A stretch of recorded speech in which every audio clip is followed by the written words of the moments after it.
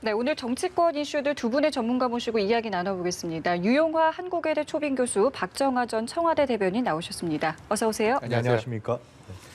변창흠 국토부 장관 후보자에 대한 국회 인사청문회가 진행 중입니다. 이번 장관 후보자들 중에서 오늘이 하이라이트다라는 의견을 많은 분들이 주고 계시기 때문에 관심이 집중이 되고 있는데 글쎄요, 여당에서는 정책적인 부분들을 좀 따져봐야 된다라고 앞서서부터 주장을 해왔고, 야권에서는 반면에 변창흠 후보자의 그동안의 어떤 행적들, 말들 이런 것에 좀 집중하는 모습입니다. 오전부터 지금까지의 청문회 어떻게 보고 계신지 여쭤보겠습니다.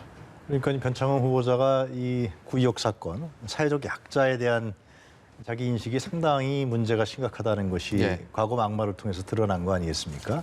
그러니까 본래는 여당에서 주장하는 바와 같이 새로운 국토교통부 장관, 그러니까 현 정부의 부동산 정책 문제라든가 이 부동산 가격이 올라가는 급등하는 문제, 공급에 대한 문제 이런 부분들을 어떻게 다룰 것인가가 핫 이슈인데요. 그건 그런 부분보다도 이제 과거의 막말 부분에 대해서 논란이 상당히 되는 거죠.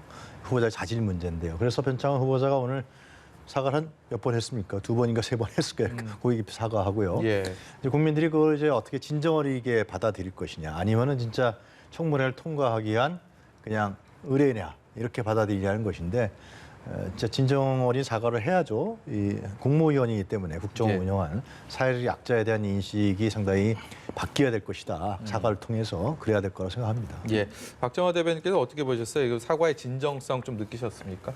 오늘 청문회가 이제 시작이 되고 진행되고 있습니다만은 이 이전에 이미 언론이나 그 야당을 통해서 변창흠 후보자의 문제점에 대해서는 다 부각이 되어 있는 상황이잖아요. 그리고 오늘 오전만 해도 벌써 6번 사과를 했다고 하고, 그다음에 어제도 정의당에서 단식 투쟁하는 데 가서 그냥 즉흥적으로 가서 사과를 했는데, 저는 그동안 변창흠 후보자가 보여줬던 그동안의 이 발언을 통해서 비춰졌던 본인의 기본적인 인성이나 이런 거를 보면 저는 100번, 1000번 사과를 해도 이게 진정성 있게 국민한테 다가갈 수 있을까? 그리고 그 사과를 통한 본인의 정책 이전에, 정책 소신 이전에 과연 국무위원으로서 지금 남마처럼 얽혀있는 부동산 문제를 해결해 나갈 수 있는 기본 자질이 되어 있느냐, 이런 것들이 오늘 청문회 과정을 통해서 답변을 통해서 잘 부각되지 않는 것 같고, 이미 국민들의 판단이나 야당의 판단은 끝난 상황인 것 같다라고 저는 판단을 하고 있습니다. 국민의힘에서는 임명을 강행하게 되면은 사법 절차까지 밟겠다라면서 오늘 굉장히 이제 송곳 검증을 예고를 했습니다. 오늘 청문회에서 일단 국민의힘의 모습은 좀 어떻게 보셨는지요? 예상보다는 그렇게 새로운 사실이 밝혀지거나 어떤 다른 공격 포인트가 나온 것 같지는 않아요. 이게 신상에 관련 부분이고 과거에 무리일으킨 발언에 대한 부분이니까, 아까도 말씀하셨습니다만 과연 진정성이 어느 정도 있느냐, 이것이 가장 중요할 거라고 생각이 들고, 오늘 이제 밤중까지 진행되지 않겠습니까? 저는 두 번째 포인트가 결국은 이제 그 부동산 정책에 대해서 어떤 새로운 대안을 내세우느냐, 이것이 국민적 설득을 가져갈 수 있고 시장에 어떤 반응을 줄 것이냐. 공급책으로서 이제 역세권 용적률을 600% 올려서 이제 서울에 저렴한 주택을 공급하겠다라는 하나의, 지금까지 뒤에도 나오겠지만 지금까지 하나의 대안을 제시한 것인데요. 이제 그것이 어떻게 보면 더 중요할 수도 있죠. 국민들 입장에 봤을 때는 지금 남마처럼 얽혀 있다 그러는데 부동산이 계속 부동산에 대한 억제책만 강조하면서 공급에 대한 대책이 없었고 시장의 반응성이 적절하지 않았기 때문에 새로운 후보자가 그 문제에 대해서 어떻게 적절하고 현실적이고 시장 친화적인 입장과 대안을 내놓느냐, 이것도 굉장히 중요한 청문회 포인트라고 저는 여겨집니다. 이미 답은 정해져 있는 거 아닌가 싶은 생각이 들어요. 지금 문재인 정부 들어서 벌써 23번째인가 청문보고서 채택 없이 진행이 강행이 됐는데, 지금 변창흠 후보자도 저는 일정 기간이 지나고 나면 대통령이 인사청문 채택 여부와 관계없이 임명을 강행할 수 있기 때문에 저는 오늘 청문회 결과와 상관없이 임명을 강행하리라로 예상을 합니다. 왜냐하면 일단 지금 현재 김현미 장관이 장수 장관으로 오래 있었지만 작년 초에 국토부 장관 후보자가 한번 나왔다가 스스로 낙마한 적이 있어요. 근데 청문회가 진행이 되고 이 이전에 자진 사퇴 내지는 대통령 임명 철회가 없이 진행이 되는 상황이기 때문에 제가 볼 때는 오늘 청문회에서의 얘기, 그다음에 그동안 나왔던 뭐 도덕적인 문제, 그다음에 예. 인성의 문제 이런 거와 관계없이 그냥 불가피 더 이상 후보자를 찾기 쉽지 않은 상황이기 때문에 임명을 강행하지 않을까라고 보여집니다.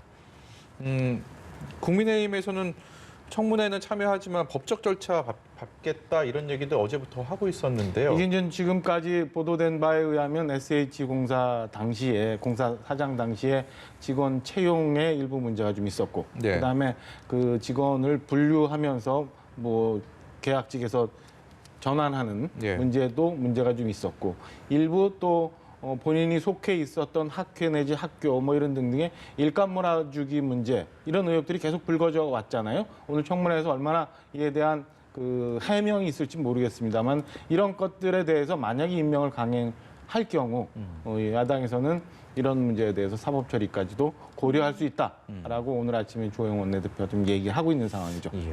예, 임명 강행이 이제 예상된다고 말씀을 해주셨고 사실은 이제 정의당의 경우는 또 어떤 입장을 보일지에 대해서 굉장히 많은 관심이 있었습니다만은 뭐 아직까지는 결론을 짓지 못한 상황인데요.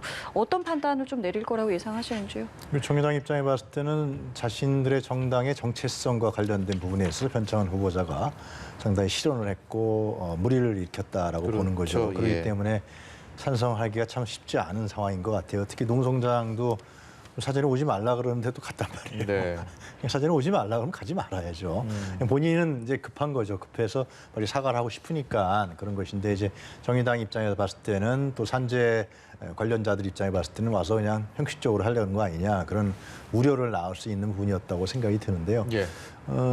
하여튼 근데 문재인 정부 입장에서 봤을 때는 만약에 변창흠 후보자가 여론이 거세면은 임명을 강행하기 쉽지 않을 겁니다. 이거는 그러니까 왜냐하면은 이 주택 정책에 관련 문제고 또 부동산 정책에 관련된 네. 부분이 굉장히 예민하거든요. 오늘 청문회에서 과연 자신에게 자신에게 연루돼 있는 의혹 문제라든가 정책이라든가 진정 어린 사과 이런 부분들을 어떻게 국민들에게 설득하고 납득시키느냐 저는 이것이 굉장히 중요한 포인트라고 보여집니다. 청문 보고서를 채택을 하게 된다면 거기에 대해서 뭐 야당이 동의를 하기는 현재로서는 어려운 상황이지만 그렇게 되면 대통령 임명을 절차를 밟게 될 것이고 그럼 장관으로서 그 이후에도 이 여지는 계속 이어질 거다 이렇게 보는 것이 가장 가능성이 있을까요? 지금 어떻습니까? 이제 임명 강행을 하고 이에 따라서 국민의힘에서 야당 측에서는 뭐 사법 처리까지도 요청을 한다고 하는 상황이 계속 간다면 저는 장관 국무위원으로서 임무를 수행하기에 굉장히 곤란한 지경까지도 예. 몰려가지 않을까라고 예상을 합니다. 근데 지금 뭐 여러 가지 국내적으로 현안이 있습니다만은 코로나 백신 문제가 또 굉장히 커져 있고 네. 변창흠 후보자 지금 그 청문회 지금 진행 중이고 이런 건에 국민들이 관심사가 어떻게 되느냐에 따라서 청와대가 임명 강행에 대한 부담을 어떻게 풀어가느냐 이런 것도 고민의 변수 중에 하나로 예. 작용하지 않을까라고 네. 예상을 합니다. 저희가 뉴스 1번지 시작하면서 앞머리에 뉴스 속보로 전해드렸던 조국 전 장관의 부인 정경심 동양대 교수 1심 재판 결과에 대해서 두 분과 좀 말씀을 나눠볼까 합니다. 다시 한번 전해드리면 입시 비리 관련해서는 대부분이 유죄가 인정이 돼서요. 1심 재판부가 징역 4년 그리고 벌금 5억 원, 추징금 1억 4천만 원을 부과했습니다. 다만 뭐 횡령 혐의 이런 부분들은 인정이 안 됐지만 결국은 실형으로 이제 법정 구속이 된 상황. 생각보다 좀 형량이 좀 세다. 이런 의견들이 좀 지배적인 것 같은데요. 어떻게 보셨습니까? 검찰도 징역 9년을 구형했었잖아요. 7년을 구형했습니다. 7년입니까? 예. 상당히 세다라고 생각했는데 재판부도 마찬가지로 4년이라는 징역형을 선고했단 예. 말이죠. 굉장히 재판부가 엄중하게 본 것이죠. 뭐 조금 전에 보도가 됐지만은 거기서 나오는 얘기에 따르면은 입시 비리 문제에 대해서 상당히 엄격하게 재판부에서 네. 본 것 같아요. 그러니까 이제 허위 인턴 작성이라든가 인턴 증명서라든가 그것이 결국은 뭐 부산대학 각종 대학의 입시에서 자료로 이용당했다라는 거 재판부가 보는 것 같습니다.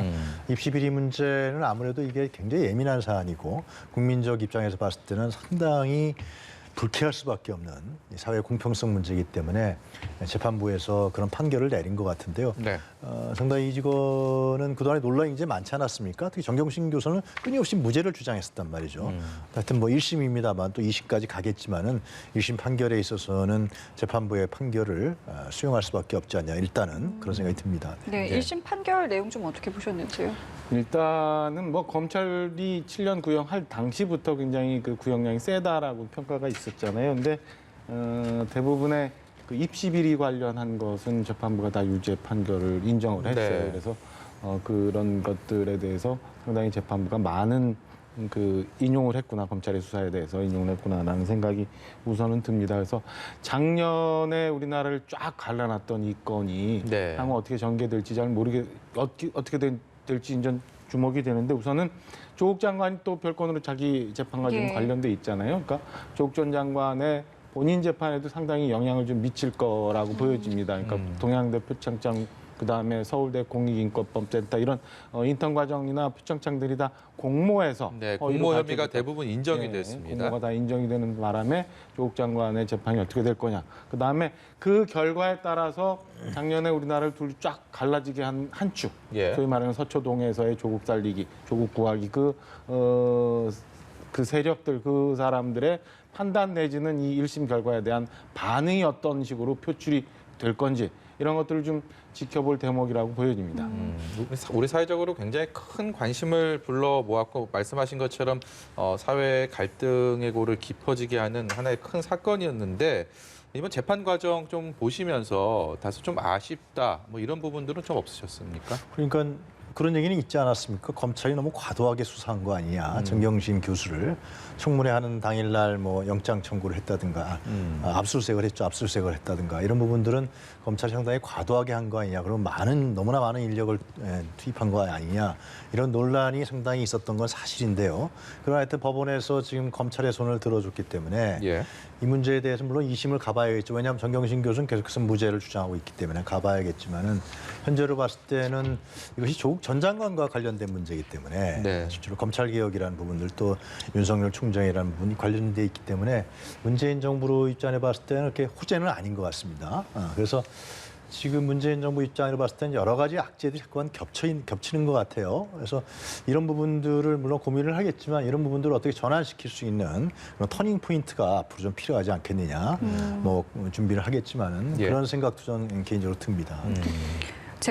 네, 예, 말씀하시죠. 일단은 그 정경심 교수 자체, 그러니까 재판부도 오늘 뭐 분명히 얘기를 했습니다마는 그 재판을 받는 과정 내내 계속 범죄에 대해서 인정을 하지 않는 예, 예. 이런 부분들이 아마 양형에 상당한 영향을 미쳤을 거라고 보여졌기 때문에 그동안 뭐 조국 전 장관의 반응, 그다음에 정경심 교수의 반응, 그다음에 변호인단의 반응 이런 것들이 너무 무죄만 추정을 해서 주장을 많이 해왔던 것 아닌가라는 재판 예. 자체에 있는 아쉬움이 하나 있고, 두 잠시만요. 번째는 저희 박정화 대변인께 좀 여쭤보고 싶은 게 지금 들어와서요. 그 조국 전 장관이 이 트위터 SNS에다가 이번 판결에 대한 본인 입장을 내나갔고요. 이게 보니까 큰 충격이다라는 얘기를 했고, 그리고 법무장관에 지명되면서 이번 실현, 이런 실현은 피할 수 없는 운명이었던 것 같다라는 얘기와 함께 앞으로도 가시밭길을 걸어야 할 모양이다. 즉각 항소하겠다라는 입장을 밝혔습니다. 이 부분에 대해서도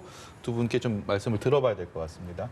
일단은 지금 뭐 애매한 반응이네요. 제가 볼 때는 뭐 1심 재판부의 결과를 흔쾌히 뭐 받아들이겠다도 아니고 항소하겠다는 그냥 거부를 했는데, 이게 완전히 무죄인데 재판부가 네. 판결을 잘못했다 이런 뉘앙스도 아니고, 하여튼 앞으로도 계속 가시밭길을 걷는 험난 길을 가야 되겠다라고 하는 거 보면은 제가 볼 땐 여전히 그동안 전 본인이나 정경심 교수를 둘러싸서 무죄를 주장해왔던 이 지지 세력들, 지지 세력들의 지지 내지는 뭐 이 옹호 예. 뭐 이런 것들을 조금 기대를 하는 측면이 좀 하나 있는 것 같고요. 예, 예. 두 번째는 2심, 3심, 뭐 최종심까지 우리나라 3심 재판이니까 그때까지 가면서 결과가 좀 변하거나 아니면 양형이 상당히 줄어들 기대를 좀 여전히 하면서 재판에 임하겠구나라는 예. 생각이 우선은 듭니다.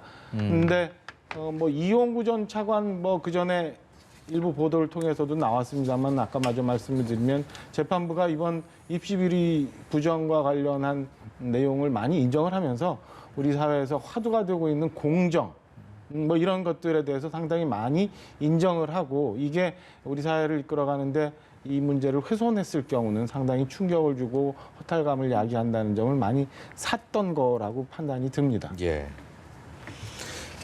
횡령 혐의 무죄에 나온 것은 그래도 다행이다 이런 얘기도 덧붙였습니다. 근데 이 사건이 이제 중요하게 다가오는 것은 물론 1심입니다. 그래서 조국 전 장관은 바로 항소하겠다고 그러는데요. 저도 표창장 위조 부분에 대해서는 상식적으로 생각했을 때 대학에서 총장이 표창장 주는데 직접 쌓이는 케이스는 거의 없단 말이죠. 그래서 그것이 위조가 되겠느냐를 생각했는데 재판부에서는 그것도 유죄로 인정을 했단 말이죠. 그런데 이제 이 사건이 중요하게 다가오는 이유에는 조국 전 장관이 이제 검찰개혁이라는 부분으로서 이제 장관직을 맡게 됐는데 터진 사건이란 말이죠. 예. 그래서 여권에서는 이 윤석열 총장이 검찰개혁에 저항하기 위해서 기득권을 지키기 위해서 과도한 수사를 한 것이 아니냐 이러한 이제 논란이 있었던 게 사실인데 그러나 하여튼 법원에서 지금 유죄로 들었기 때문에 결국 이제 어떤 개혁을 추구해 나가는 데 있어서의 개혁 중심자가 개인적인 흥결이라든가 개인적인 어떤 결백성이라든가 이런 부분들이 다시 한 번 더 중요한 게 아니냐. 물론 2심까지 봐야겠습니다만 대법원까지 그런 점도 우리에게 다시 한 번 다가오는 것 같습니다. 네. 예, 알겠습니다. 주제를 좀 바꿔서요. 어제 국무회의에서 일명 대북전단 금지법이 의결됐는데요. 이것과 관련된 이야기를 좀 들어보겠습니다. 일단 이 법과 관련해서 국제사회 비판이 좀 확산하고 있는 상황인데요. 일단 어떤 입장을 갖고 계신지부터 들어보겠습니다. 그거는 이제 미국의 공화당 의원들이 지금 그러는 것 같고요. 현재 조 바이든 집행부의 민주당 의원들까지 얘기하는 것 같지는 않아요. 네. 그리고 외신에서 된 걸 잠깐 봤는데 지금 조 바이든 집행부와 관련 있는 사람들이 이 문제에 대해서 언급하는 케이스는 별로 없는 것 같고요. 일단요. 그런데 이제 인권이라는 문제가 표현의 자유라는 문제인데 이 법에 이제 정밀하게 볼 필요가 있어요. 그리고 정부에서도 정확하게 이걸 홍보할 필요가 있는데 이것은 뭐 제3국을 통해서 들어가는 거, 예를 들면 USB라든가 많이 들어가지 않습니까? 예. 중국이라든가 이쪽 통해 갖고 그것을 금지하는 것도 아니고요. 광화문 사거리에서 예를 들면 뭐 그 화형식까지 했었잖아요, 실제로. 그러한 뭐 전단을 뿌리거나 북한을 비난하거나 문제에 대해서 이 법이 금지하는 것도 아니고요. 이거 표현의 자유 그런 표현의 자유 부분에서 금지하는 것은 아니다. 장소가 군사 분계선 일대라고 딱 정해지죠. 그렇죠. 예. 그래서 거기서 왜 그랬냐면 결국 접경 지역에 112만 우리 주민들이 있는데 실제로 박근혜 정부 때 2014년 4월인가요?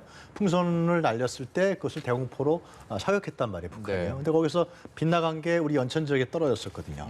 그 뒤에도 계속해서 이 대북 단체에서는 풍선을 날리고 특히 이제 그쪽의 지도자를 비난하는 이러한 전단을 계속해서 뿌려서 북측에서는 굉장히 예민하게 반응한 거죠. 북측은 지금 뭐 우리가 뭐 종전선언을 한 건 아니잖아요. 네. 그러니까 전쟁의 심리전으로 받아들인 거죠. 실제 그당 우리 판문점 선언 이전에는 확대 방송을 하고 막 그랬잖아요. 확성기 틀어놓고 그 전쟁에서 심리전이거든요.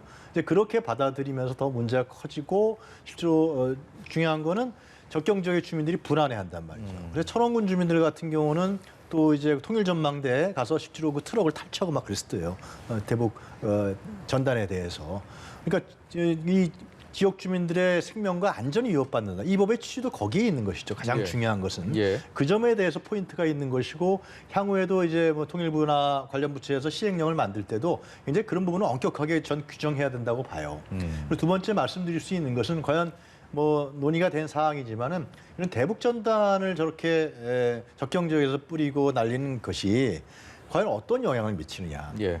북한 정권을 변하게 하는 것이냐? 그건 아니라는 거죠. 남북 관계를 더욱더 악화시키면서 실제로 이 대립과 갈등을 더욱더 불러일으키기 때문에 뭐 북한 정권을 변하게 하는 것은 결국 교류와 협력 아니에요? 남북 간의 교류와 협력을 통해서 그것이 주민들이 바뀌면서 하는 것인데 이런 전공법을 택해야 되는 것이지 이런 식의 부분은 첫 번째 말씀대로 주민들의 안전과 생명의 문제 네. 그리고 남북 관계에 더 악화를 초래한다는 문제 이 두 가지 점에서 아마 이 관련법이 제정되지 않았을까 생각합니다. 뭐 쟁점 법안들이 우리 여야에서 우리 이념의 어떤 그 갈등 속에서 이게 증폭되고 이런 경우들이야 너무 흔한 일이었지만 이게 국제사회에서 좀 다른 시선으로 그래서 뭐 내정 간섭이다라는 얘기까지 들어오는 이런 상황들은 그리 흔하지 않은 상황이기 때문에 이게 이제 유영하 교수께서는 바이든 행정부는 아직 여기에 대한 공식적인 입장이 안 나왔기 때문에 라고 말씀을 하셨지만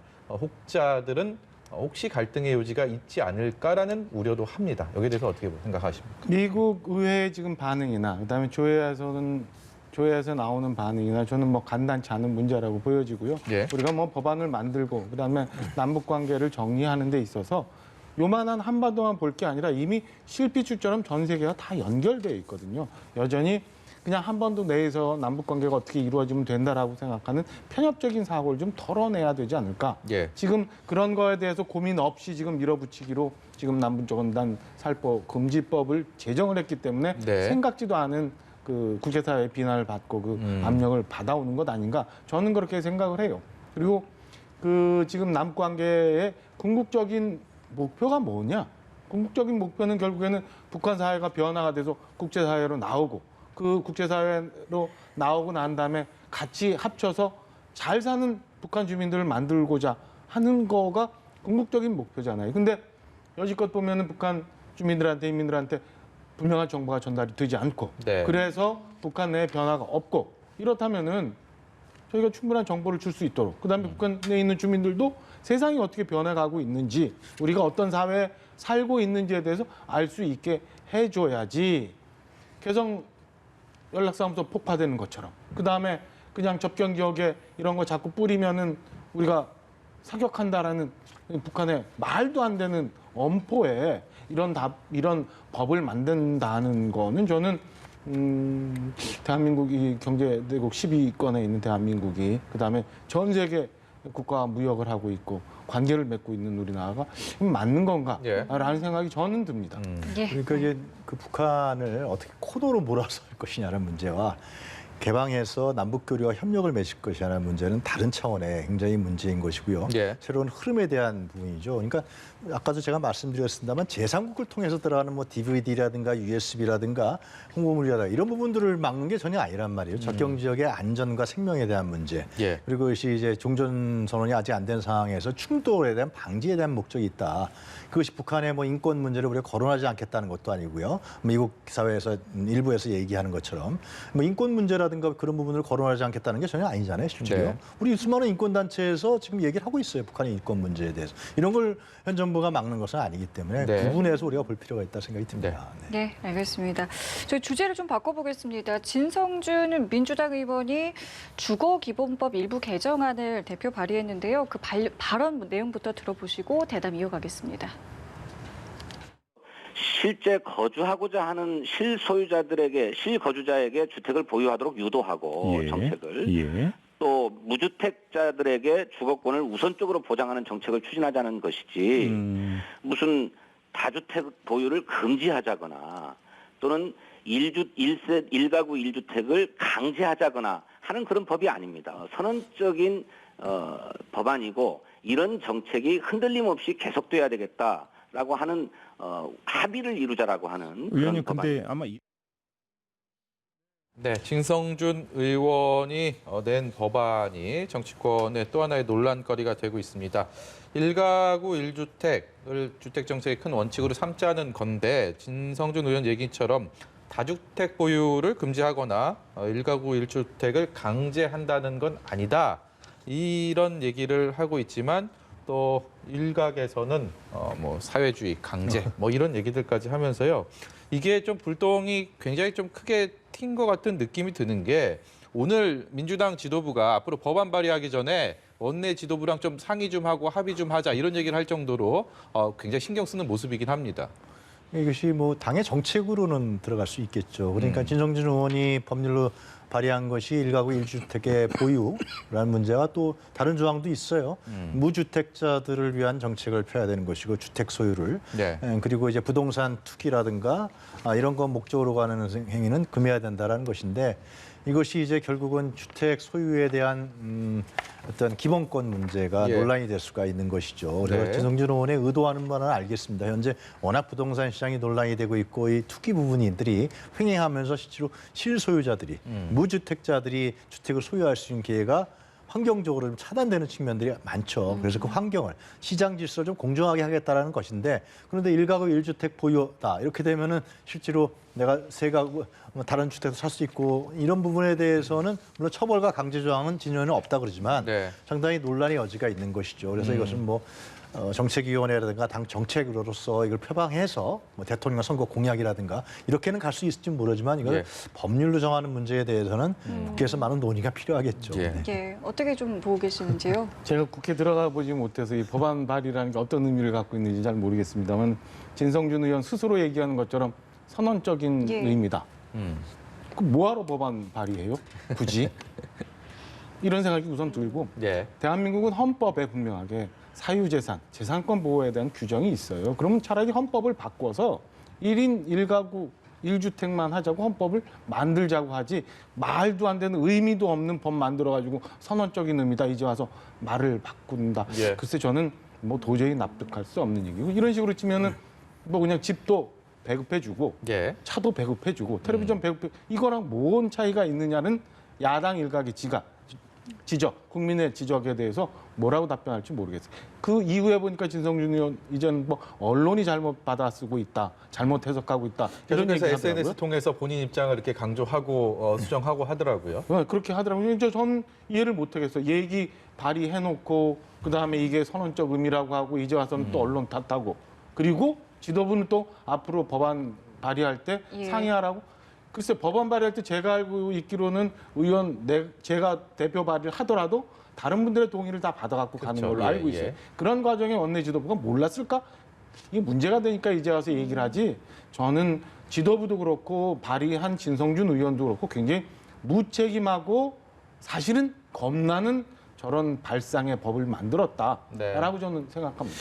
네, 오늘 말씀을 여기까지 듣도록 하겠습니다. 지금까지 유용화 한국외대 초빙 교수 박정하 전 청와대 대변인이었습니다. 고맙습니다. 고맙습니다.